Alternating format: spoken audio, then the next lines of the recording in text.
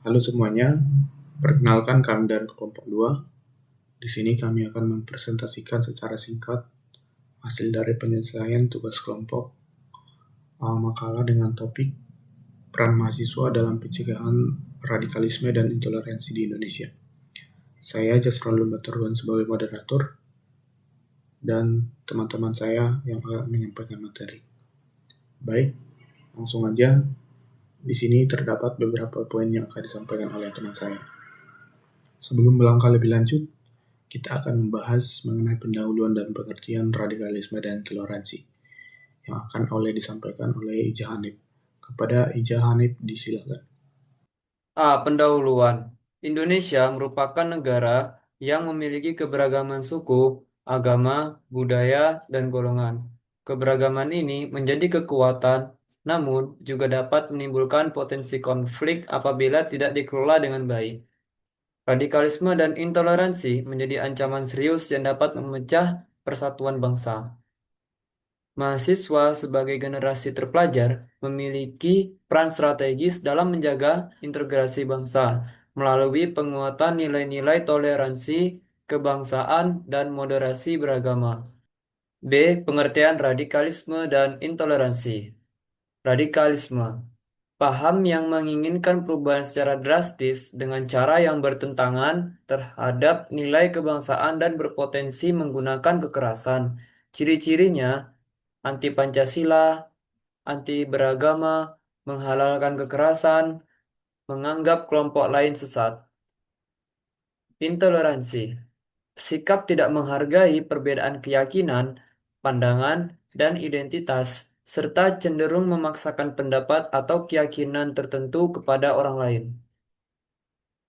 Oke baik, terima kasih. Berikutnya kita akan memasuki pembahasan mengenai faktor penyebab radikalisme dan intoleransi yang akan dijelaskan oleh rekan saya Muhammad Rebali. Kepada Muhammad Rebali disilakan. Faktor penyebab radikalisme dan intoleransi. Di sini poinnya saya ada 6 poin. Yang pertama itu ada pemahaman agama yang sempit, yang kedua provokasi media sosial, yang ketiga ketidakadilan sosial, yang keempat kurangnya pemahaman kebangsaan, yang kelima pengaruh organisasi radikal, yang keenam lemahnya literasi digital. Oke, yang pertama itu pemahaman agama yang sempit. Pemahaman agama yang sempit itu penafsiran ajaran agama secara kaku dan eksklusif, dapat memunculkan sikap merasa paling benar serta menolak perbedaan sehingga memicu intoleransi dan radikalisme. Yang kedua, provokasi media sosial. Media sosial sering digunakan untuk menyebarkan hoaks, ajaran kebencian, dan propaganda radikal yang dapat mempengaruhi pola pikir masyarakat, terutama generasi muda. Yang ketiga, ketidakadilan sosial.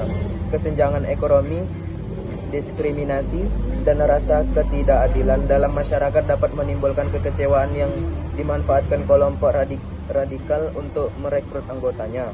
Yang keempat itu kurangnya pemahaman kebangsaan. Lemahnya pemahaman terhadap nilai Pancasila, Bhinneka Tunggal Ika, dan NKRI membuat individu mudah terpengaruh ideologi bertentangan dengan persatuan bangsa. Yang kelima, pengaruh organisasi radikal. Organisasi atau kelompok radikal menyebarkan ideologi ekstrem melalui doktrin, kaderisasi, dan jaringan sosial yang terstruktur. Yang terakhir atau yang keenam, lemahnya literasi digital. Ketidakmampuan menyaring dan memverifikasi informasi membuat masyarakat mudah percaya pada konteks provokasi dan radikal di dunia digital. Oke baik, terima kasih. Setelah itu, materi yang selanjutnya akan dilakukan dengan penjelasan mengenai peran mahasiswa dalam pencegahan radikalisme dan intoleransi yang disampaikan oleh rekan saya Alessandro Ardepa. Kepada Alessandro Ardepa disilakan. D. Peran mahasiswa dalam pencegahan radikalisme dan intoleransi. Yang pertama, meningkatkan literasi dan pemahaman kebangsaan, yaitu dengan belajar Pancasila, UUD 1945, dan Bhinneka Tunggal Ika, memahami nilai toleransi dan keberagaman. 2. Menjadi agen perubahan atau agent of change, yaitu ikut menyuarakan perdamaian, menolak kekerasan dan propaganda radikal. 3. Menggunakan media sosial secara bijak, yaitu dengan menyebarkan konten positif, melawan hoax dan ujaran kebencian, tidak mudah terprovokasi informasi radikal.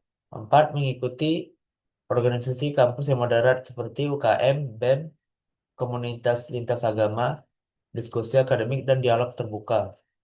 Yang kelima, membuka ruang diskusi dan edukasi, seperti membahas isu radikalisme dan intoleransi secara kritis dan berbasis data. Mengedepankan nilai kemanusiaan, kebangsaan, dan dialog, bukan perdebatan emosional. Dan terakhir, menghadirkan narasumber yang kredibel untuk meluruskan pemahaman yang keliru. Selanjutnya, pembahasan mengenai peran dan kampus dan pemerintah dalam upaya pencegahan radikalisme dan intoleransi akan dijelaskan oleh Joshua. Kepada Joshua, disilakan. Peran kampus dan pemerintah. Pertama ada peran kampus. Peran kampus itu meningkatkan pendidikan karakter, memperkuat mata kuliah Pancasila dan Kewarganegaraan, dan membentuk satgas anti radikalisme. Terus yang kedua itu ada pemerintah. Pemerintah bisa memblokir konten radikal. Terus yang kedua juga menggunakan program deradikalisasi. Terus yang ketiga penguatan wawasan kebangsaan. Oke, baik, terima kasih. Selanjutnya, materi dengan topik dampak jika radikalisme tidak dicegah yang akan disampaikan oleh Nisrina Aprilia. Kepada Nisrina, disilakan. F. Dampak jika radikalisme tidak dicegah. Yang pertama, dapat terjadi perpecahan bangsa. Karena masyarakat menjadi terbelah dan mudah saling membenci hanya karena perbedaan. Yang kedua, muncul konflik sosial. Misalnya, pertikaian antar warga yang dipicu provokasi atau ujaran kebencian. Yang ketiga, radikalisme bisa berkembang menjadi kekerasan dan terorisme, seperti kasus bom yang dilakukan kelompok berpaham ekstrim. Yang keempat, integritas nasional menurun karena masyarakat mulai kehilangan rasa cinta tanah air dan tidak percaya pada negara. Yang kelima, persatuan dan nilai Pancasila bisa hancur karena orang tidak lagi menghargai keberagaman yang menjadi identitas Indonesia. Karena itu, pencegahan radikalisme sangat penting agar bangsa tetap aman, kuat, dan bersatu. Nah, kesimpulannya adalah mahasiswa adalah bagian penting dalam menjaga keutuhan bangsa melalui penguatan toleransi dan pencegahan radikalisme. Peran aktif mahasiswa menjadi faktor utama terciptanya masyarakat Indonesia yang damai, beradab, dan menjunjung tinggi nilai kebangsaan.